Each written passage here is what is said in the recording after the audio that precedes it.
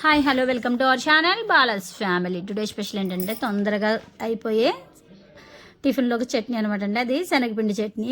దానికోసం నేను శనగపప్పు, మినపప్పు, ఆవాలు, జీలకర్ర అండ్ ఎండుమిర్చి వేసుకుని వేయించేసుకున్నాను. ఆ తర్వాత కట్ చేసి పెట్టుకున్న ఉల్లిపాయలు ఇవి కొంచెం మగ్గాక చిల్లీస్ వేసేసి వేయించాను. ఇవి మగ్గడంతో పాటుగా ఈలోగా శనగ చట్నీకి ముందుగా ఒక 2 స్పూన్లు శనగపిండి తీసుకుని వాటర్లో ఇలా కలుపుకున్నానండి చక్కగా. తర్వాత నేను కట్ చేసి పెట్టుకుని టమాటోలు, కరివేపాకును కూడా ఇందులో వేసేసుకొని కలిపేసానండి. ఇది స్మూతీ కావడం కోసం కొంచెం ఉప్పు అండ్ పసుపు కూడా వేసేసి 2 నిమిషాలు వేగనిచ్చారనమాట అండి. ఇది కొంచెం మెత్తగా అయిపోయిన తర్వాత మనం ఏం చేయాలంటే ఇదిగోండి ఇలాగా కాస్త అయితే ఉప్పు వేసాను, కొంచెం పసుపు కూడా వేసుకున్నానండి.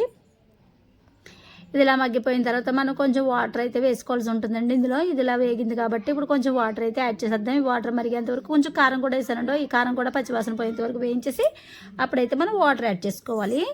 ఒక 3 టేబుల్ స్పూన్స్ వేసాను కాబట్టి 2 గ్లాసుల వాటర్ వరకు వేసానండి. కొంచెం పెద్ద గ్లాసులో ఇదిగోండి ఇలా మరిగిన తర్వాత మనం వాటర్లో కలుపుకున్న శనగపిండిని కొద్దిగా ఇలా యాడ్ చేసుకుంటూ ఉండలు కట్టకుండా చక్కగా కలిపేసుకోవాలన్నమాట అండి. ఇలా కలిపేసుకున్న తర్వాత ఇందులో కొంచెం పులుపు ఉంటే చాలా బాగుంటుందండి. సో నేను దానికోసం ఉంటే నిమ్మ చెక్క పిండొచ్చు, లేదు కాబట్టి నేను చింతపండు గుజ్జు అయితే వేసుకున్నాను. ఒక చిన్న ఉసిరిగా అంతా చక్కగా ఇది కొంచెం దగ్గర పడితే టేస్టీ శనగ చట్నీ రెస్టారెంట్ స్టైల్లో మనకి సూపర్గా రెడీ అయిపోయిందండి. మీరు కూడా ఒకసారి ట్రై చేయండి, టేస్ట్ చూడండి. Thank you for watching my video. మరిన్ని వీడియోలు మీకు కావాలంటే నా ఛానల్ సబ్స్క్రైబ్ చేయండి, లైక్ చేయండి, షేర్ చేయండి. సింపుల్ రెసిపీ అండి, ఎర్లీగా అయిపోతుంది బ్రేక్ఫాస్ట్కి చట్నీ. ట్రై చేయండి ఒకసారి. Thank you for watching my video.